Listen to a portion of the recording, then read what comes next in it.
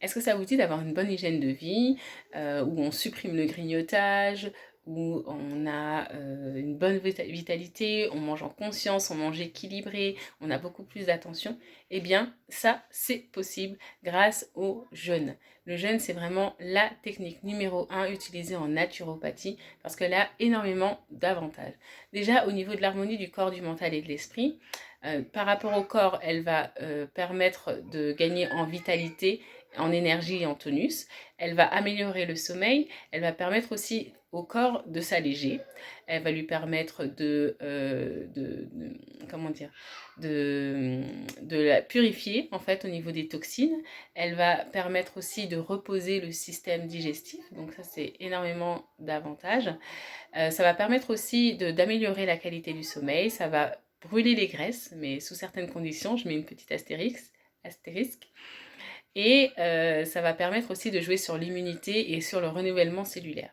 Au niveau des pathologies, il y a énormément de pathologies qui vont être améliorées, soulagées en tout cas, par rapport, grâce à la pratique du jeûne. Ça va être toutes les pathologies digestives, ça va être aussi les pathologies liées au sang, comme l'anémie, ou alors le système respiratoire, donc ça va jouer sur l'asthme, ça va jouer sur les infections chroniques, les problèmes de peau, le système cardiovasculaire. Enfin, voilà, il y a énormément d'avantages au niveau des pathologies. Et du coup, par rapport à ça, comment est-ce que ça se pratique le jeûne? Alors, il y a trois grandes catégories au niveau du jeûne. Il y a soit le jeûne intermittent, et ça c'est une pratique qui se retrouve beaucoup. Quand on parle par exemple du ramadan, bah, c'est un jeûne intermittent parce que sur 24 heures, on ne mange que un certain nombre d'heures.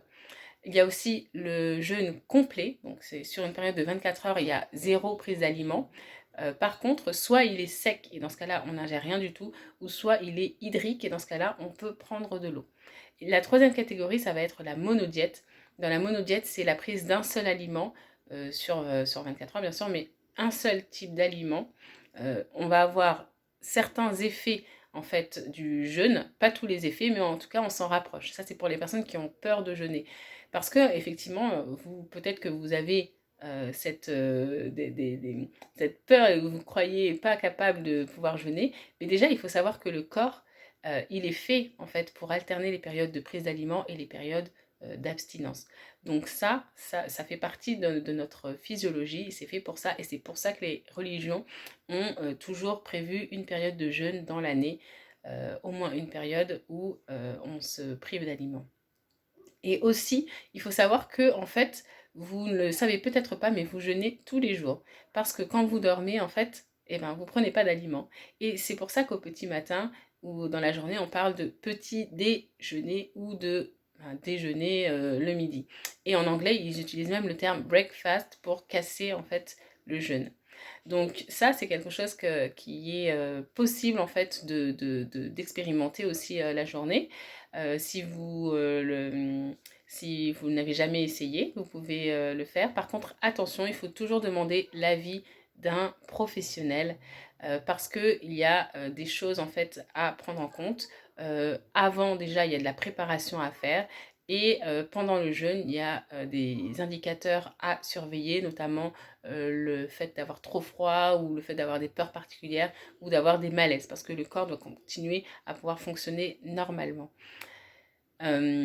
Également, il y a aussi des contre-indications qui sont avérées, donc notamment les femmes enceintes ou allaitantes, ou alors des personnes, par exemple les personnes qui font du diabète, ou des personnes obèses, ou alors des personnes qui sont d'une grande faiblesse.